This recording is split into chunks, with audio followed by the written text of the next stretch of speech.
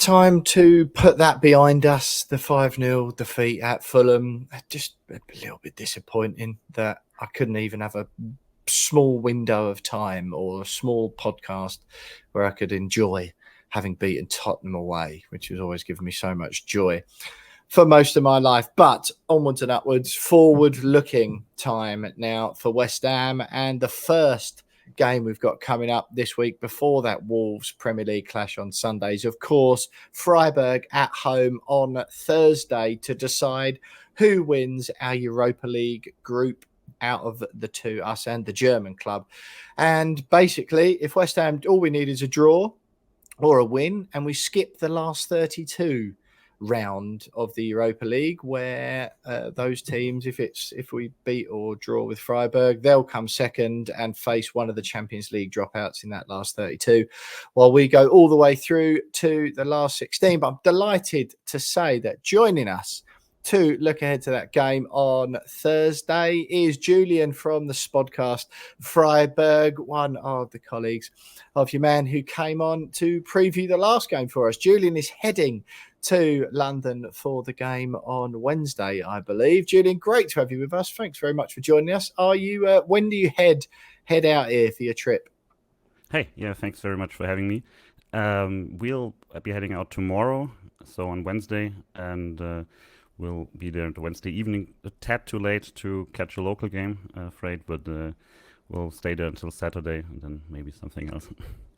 Excellent stuff. How are you?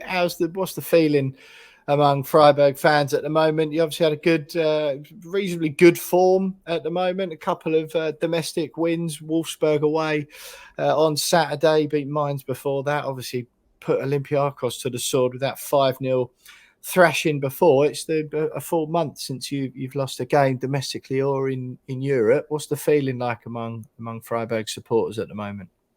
Yeah, it's a bit weird because I think the results are obviously pretty good. We lost in the cup a month ago. That was pretty disappointing. But other than that, I think the results are pretty good. The style of play isn't as good, so some of those wins in a recent week were quite lucky. I think you guys had similar discussions among your fan base, so you might relate. We just won the last two Bundesliga games against Wolfsburg and Mainz, and I think it's fair to say that we were the weaker side in both of them. But before, like you mentioned, we destroyed Olympiacos, which right now doesn't look as hard, but still felt very, very good. So I think we're a good team, but it's also a bit of a lucky run right now. Julian, I mean, that is literally a mirror image of West Ham right now. So yeah, it's comforting to know that we're not the only people in this boat at the moment. But I noticed that is there an issue with your goal scoring at the moment, or is there a feeling that it could be? Because I'm looking at it, you scored 17 goals in the Bundesliga, which is by far the lowest, at least in the top 12. And you've the same amount of goals as Darmstadt, who are bottom. And it's actually the same amount of goals you scored in the Europa League in 5 games. What is it up front at the moment? Is it just struggling to click, or you've had injuries, or what is it? Yeah, I think injuries are definitely a part of it, but in general, we haven't been as dangerous as well. Like, if you look at the expected goals rates, we aren't in the top of the league there either. But we have a thin squad to begin with, and we have a lot of injuries. Our strikers aren't as injured, though, so it shouldn't be quite a problem that it is. I think it's more that we struggle to create chances than just to put them away, but also we were more efficient last season. It's kind of weird because, like you said, in the Europa League, we keep scoring. Michael Gregoritsch, who hasn't scored a single goal until the Olympiacos game 2 weeks ago, is our striker. And now, after he scored a hat-trick, even the German version of a hat-trick, where you have to score 3 consecutive goals in one half to count, and he even did that, and then afterwards he scored in every game. So maybe our struggles are behind us a bit. But yeah, so we have some injuries. We hope to have a better scoring now, but it still is a bit of a struggle to just be consistently in build up and to get to the box to really have some chances to put away. Julian, do us a favour. Describe that. What's a German hat trick? You've got to Have you score. not heard this before? Have you not heard? I've never ever heard of that. No. I heard about it when Harry Kane scored a hat trick, and they were like, "Well, actually, no, it doesn't count because it's not a German hat trick." Yeah, really cool. Julian, tell me.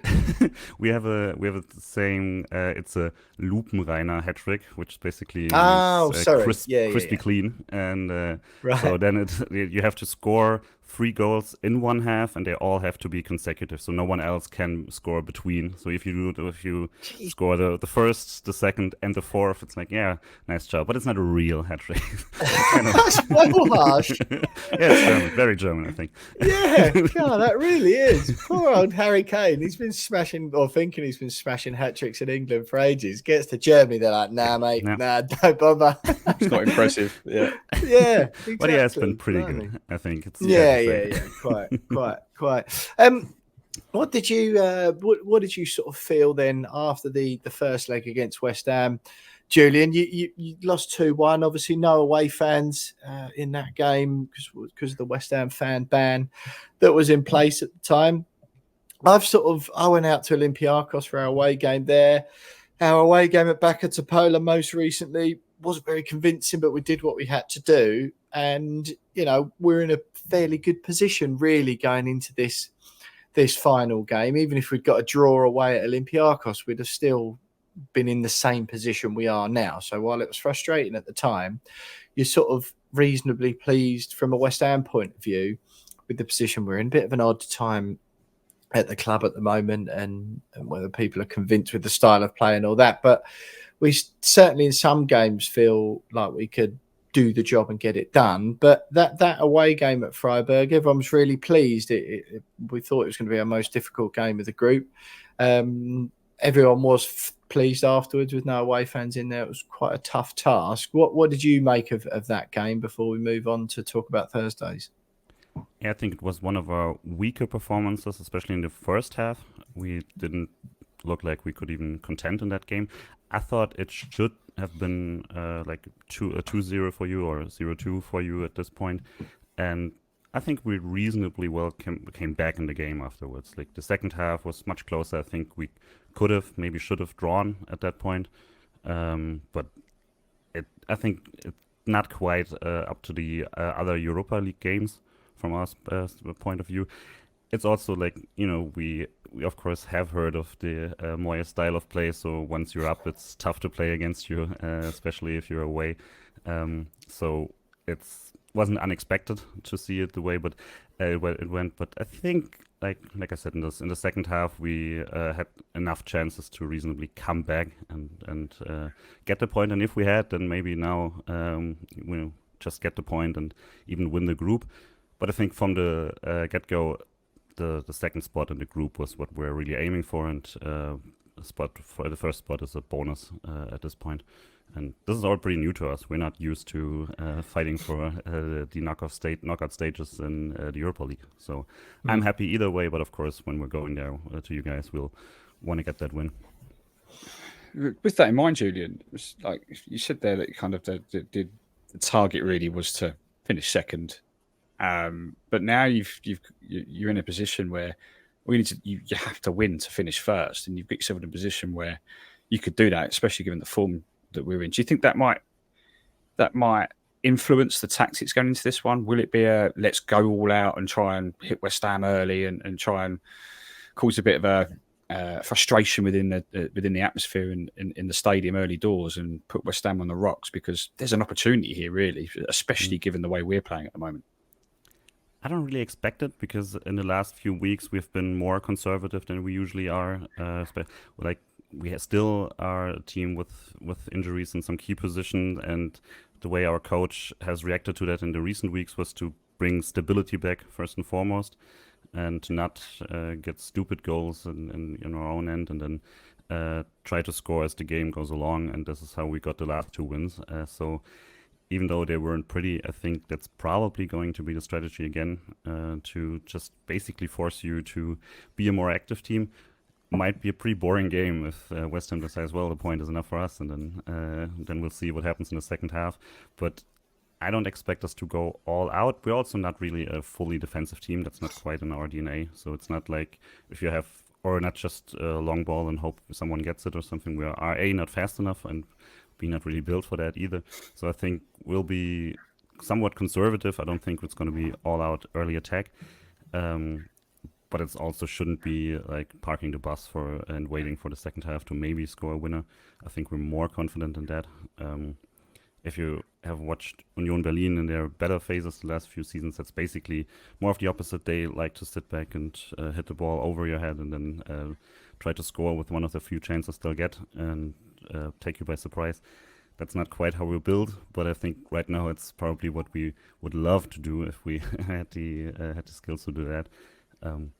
I don't think it's going to be a fireworks early. What sort of obviously we had a chat about your some star men in your team before. What sort of formation, and will you be planning any like star players that West Ham should be looking out for, are going to be dangerous, pose a threat? Yeah, the last few weeks we've played with 4 in the back, and so switched it up, but 4-3-3, maybe 4-2-3-1.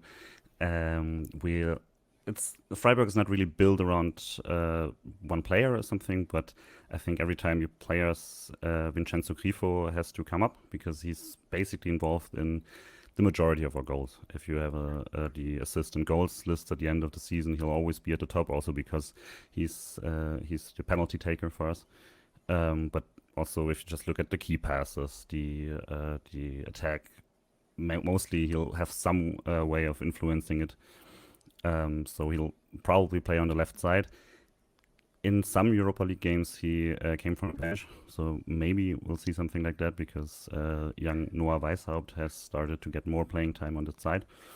Other than that, Litz Doan as a name has come up again and again in some transfer talks to bigger clubs. He's very good with the ball. He's not quite as dynamic this season as he could have been maybe, but always a threat on the other side, of the right side. And hopefully Roland Scholloy, the Hungarian striker for the national team, I think maybe even scored against England at some point.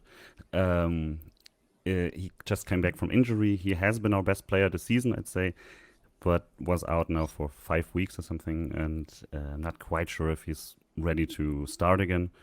But if he's coming from the bench, then maybe look out, because he is the one who has the speed to get by, and just the power and the will, to be honest, to just go through 2 men and not trying to dribble too much, but just go straight ahead and maybe score in a late goal.